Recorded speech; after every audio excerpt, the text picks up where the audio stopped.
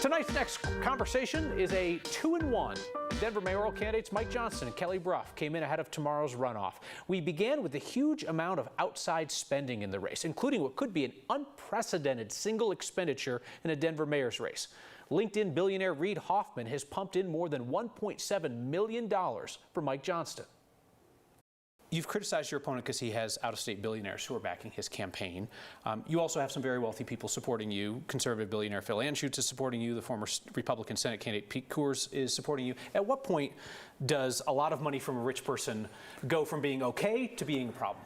Yeah, hey, listen, those independent groups, neither of us control. I really want to acknowledge that.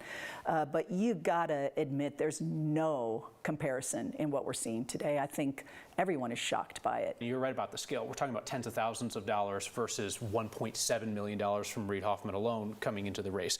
But is it just the local issue, that if they're local, their money's not problematic, but if they're out of state, their money's, because you've got out of state money too?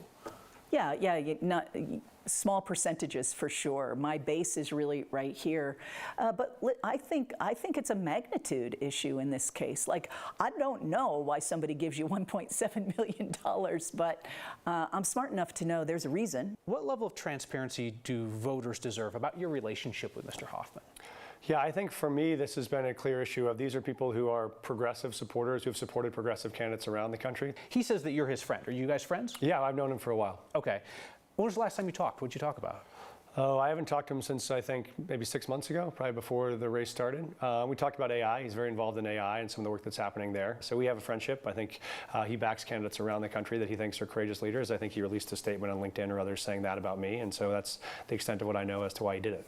You don't think he wants something more from you in return? No, nothing at all. I think there's nothing that's been offered, nothing that's been asked. I'm going to ask both you and Mike Johnston to respond to a specific criticism from a prominent person in our community. In your case, John Parvensky, the longtime head of Colorado Coalition for the Homeless. He's newly retired, able to be involved in politics. He's supporting your opponent. He wrote, Kelly Brough has had many chances to prove her commitment to real solutions to homelessness. Her record shows neglect and indifference. She favors business over people. What are your thoughts about what he said? Yeah, I completely disagree, obviously. Listen, first of all, I would say these are all people, and we do have to address this issue. For me, my priority around supporting people who are experiencing homelessness has been to save their lives and improve the neighborhoods where they're living today, and I think we have to do both of those things. And I think my approach that says let's get people to safer locations as quickly as we can does just that, while we build as a region the housing and shelter we need to get people indoors. His criticism is about your past record. When you look at your past record at the chamber as it related to homelessness issues, do you regret anything you did there, or do you feel like you did the best you could with what you knew at the time?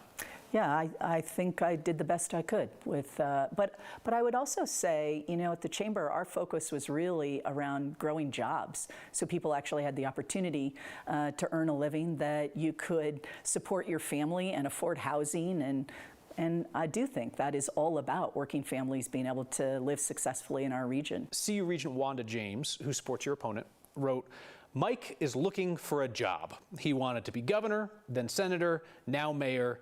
He is all over the place. Your response?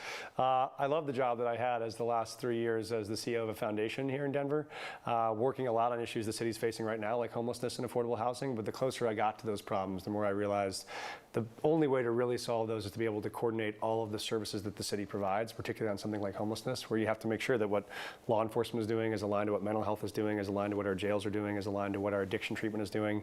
And I love the city so much, I want to make sure that we are a place that we're all going to be proud to raise our kids in and our grandkids in. And I think that is the one task for this moment, and this is the one job I think has the power to do it.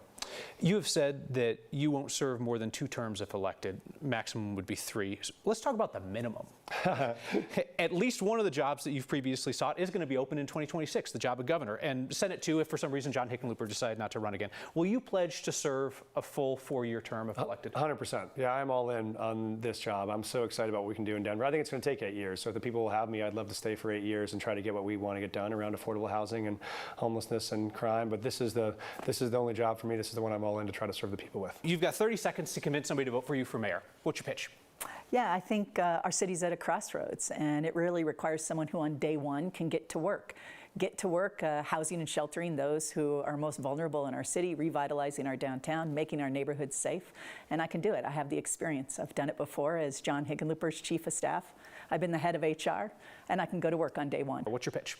My pitch is Denver's at a crossroads. We need a leader who can both take on really hard problems and who can bring together really broad and diverse coalitions to get those things done. I've done that as a teacher, as a school principal, as a state legislator, and as a CEO, and we're going to need a mayor who can do that, and I'm ready to do it. You and your campaign have answered every question that we've had over the course of the campaign, and you've made yourself available for in-depth conversation, so I hope that would continue if you're elected.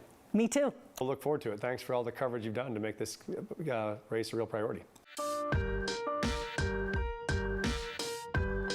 We'll see you at the crossroads, aka Election Day, tomorrow night. My full unedited conversations with Johnston and Brough got into a few more issues than we could touch there on the next YouTube channel.